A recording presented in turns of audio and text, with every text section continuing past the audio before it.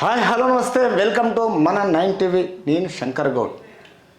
నన్ను ఏదోలా జైలుకు పంపే కుట్ర రేవత్కే కాదు, ఆయన తాత ముత్తాతలు దిగొచ్చిన భయపడేది లేదు కేటీఆర్.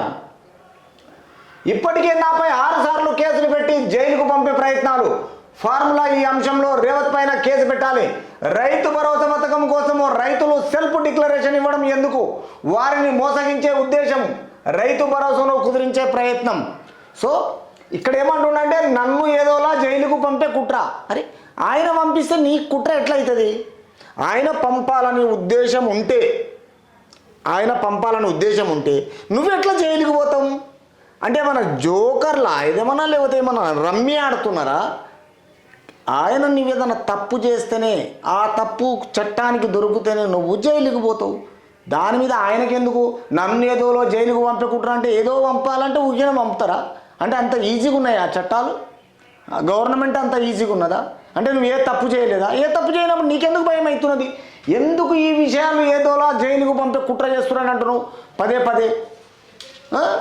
ఇది కరెక్ట్ కాదు కదా. ఇవన్నీ మళ్ళా రేవత్కే కాదు, ఆయన తాత ముత్తాతల నిన్ను పంపనీకి తాత ముత్తాతలు కావాలా? అంటే లేచి రావాలా సచ్చినోళ్ళు? అది అర్థమవుతుంది. భయపడేదే లేదు. నిన్ను ఎవడు భయపడమన్నాడు? భయపడమన్నాడు? నువ్వు సత్యహరిచంద్రుని తమ్మివే కదా, భయపడకు నువ్వు. ఫార్ములా ఈ అంశంలో రేవత్ పైన కేసు పెట్టాలి. పెట్టి చూడు. నువ్వుగిన పెట్టి చూడు. ఆయన ఎట్లా పెడతావు నువ్వు పెట్టి ఇవే చూడు. మీరు ప్రజల అవసరాలు, ప్రజలు ఓట్లేసిండ్రు, ప్రజలు ప్రభుత్వాన్ని నిలబెట్టిండ్రు.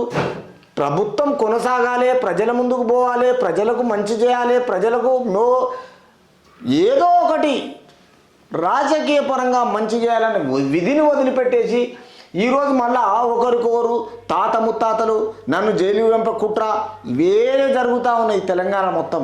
ఏ స్టేట్లో ఇట్లా ఉండదు, కానీ మరి తెలంగాణ రాష్ట్రంలో ఇట్లా తయారైపోయారు.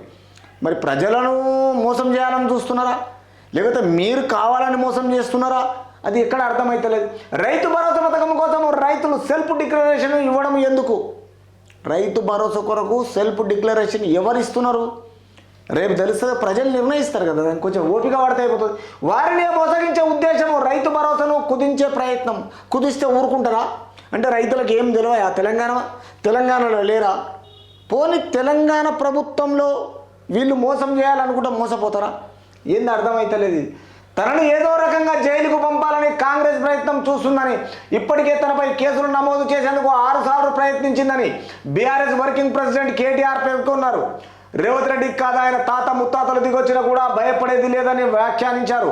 నూతన సంవత్సర పురస్కరించుకొని బుధవారం తెలంగాణ భవన్లో వివిధ జిల్లాల నుంచి వచ్చిన పార్టీ నాయకుల కార్యకర్తలతో కేటీఆర్ ముచ్చటించారు. అనంతరం మీడియాతో ఇష్టాగోష్ఠిగా మాట్లాడారు. వివరాలు కేటీఆర్ మాటల్లోనే.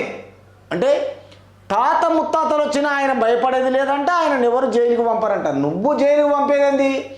6 సార్లు ప్రయత్నించిన బీఆర్ఎస్ వర్కింగ్ ప్రెసిడెంట్కు కేటీఆర్కు ఇలా పేర్కొన్నారంట. రేవంత్ రెడ్డి కాదు, ఆయన తాత ముత్తాతలు దిగొచ్చినా కానీ మరి చూడాలి. మరి రేపు నువ్వు తాత ముత్తాతలు ఎందుకు దిగి వస్తారు? నువ్వు తప్పు చేయనప్పుడు ఆయన నిన్నెందుకు పంపిస్తాడు?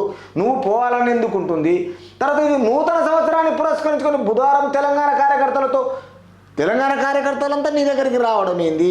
అంటే ఎందుకు వస్తారు? నువ్వు ఏదైనా బహిరంగ సభ పెట్టకుండా, ప్రజల గురించి ఉద్దేశించి ఏదైనా మాట్లాడకుండా, అంటే నువ్వు కావాలని ఏంటంటే ప్రజల్లో తిరగడానికి, సింపతి పెంచడానికి ఈ విధంగా మాట్లాడుతున్నావని ఈజీగా ప్రజలకు తెలుస్తున్నది. నువ్వు జైలుకి ఎందుకు పోతావు? తప్పు చేయనోడు. ఆయన తాత ముత్తాతలు ఎందుకు వస్తారు ఇలా?